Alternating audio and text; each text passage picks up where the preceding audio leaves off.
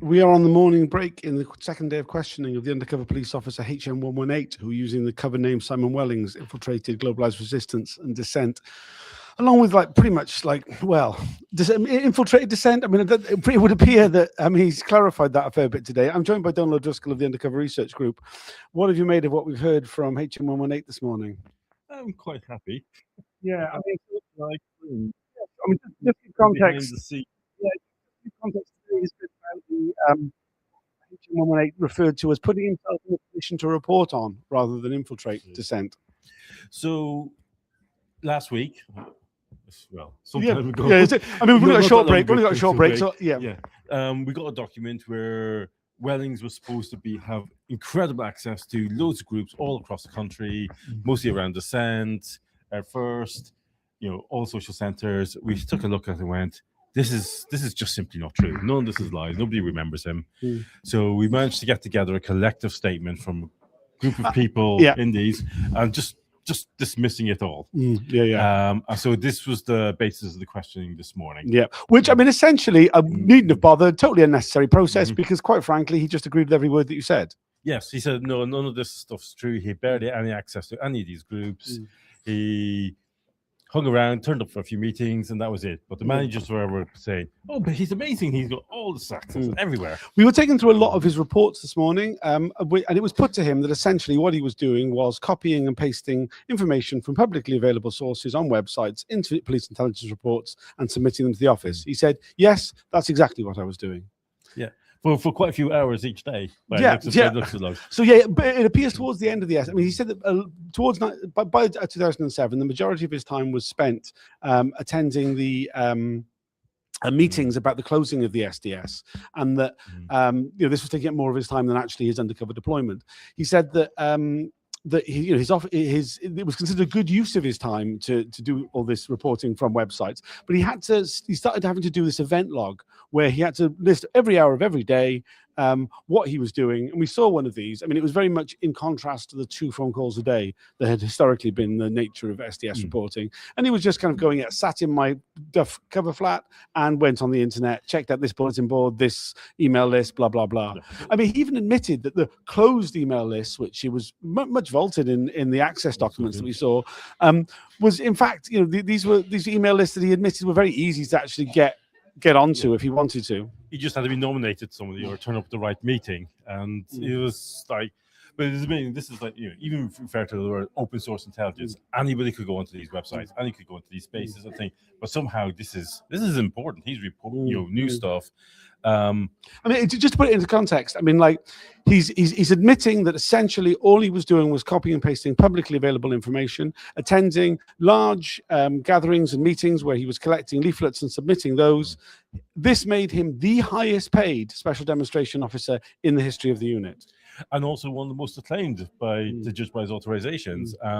But we see this thing is like he's constantly being praised as if he's up there gathering things that anybody had access to. It's like, and you're looking at, is this what SDS intelligence is about? I mean, he says that the reason why it was so important for him to be doing this role was because he was able to provide context that would explain to his managers what these publicly available information meant.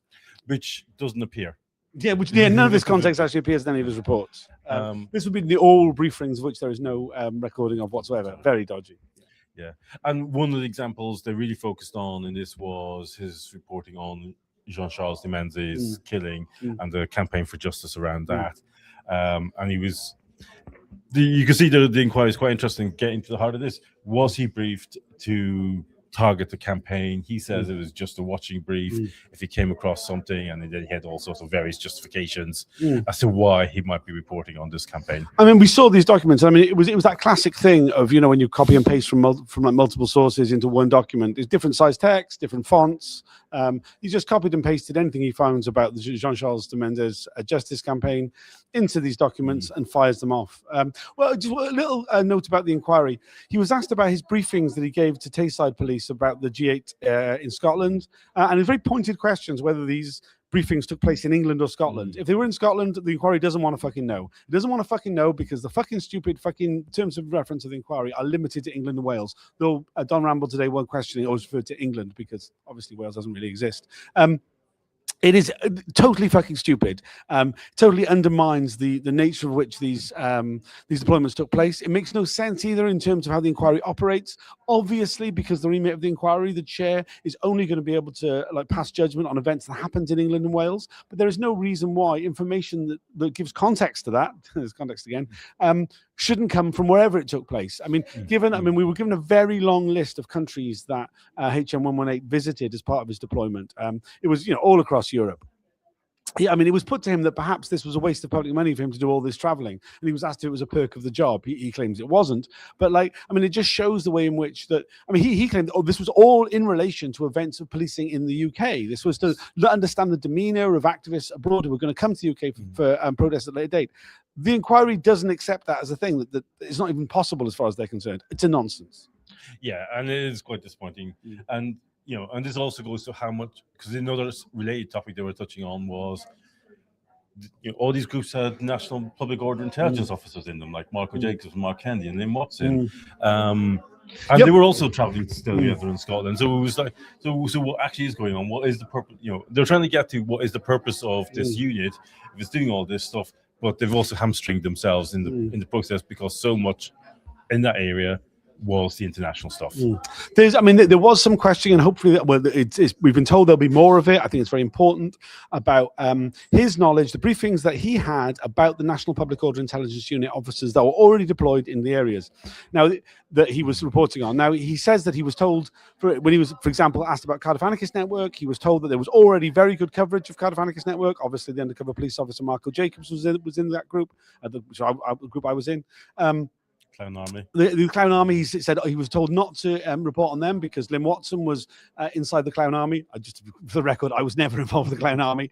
But it becomes very. He says that there was at the initial start of his deployment, he wasn't told of the NPORU officers. He never did any briefings of NPORU managers, but he did meet those NPORU officers in the field, which is something I have got a memory of, which I've submitted to the inquiry. We didn't get to that section of the collective statement, which, and I hope that we do, because it took place in Germany. I have a sneaky suspicion it might not even get mentioned, which is a ridiculous situation. And related to that, he said he picked up on who they were fairly quickly. It's like. He's clearly got a lot of knowledge about who they are, and they are trying to. For him, it's all about trying not to do coverage. Yet we know that they're all in the same spaces. So. Yeah. We've seen with one of the very few occurrences of him actually attending an event. He spoke about attending a gathering, a dissent gathering at the Sumac Centre in Nottingham. He talks about how somebody from Global Resistance walked in during that meeting, and he thought, "Oh God, I'm going to be confronted." He wasn't. I was also at that meeting. Marco Jacobs was also at that meeting. This was an event that clearly had widespread coverage.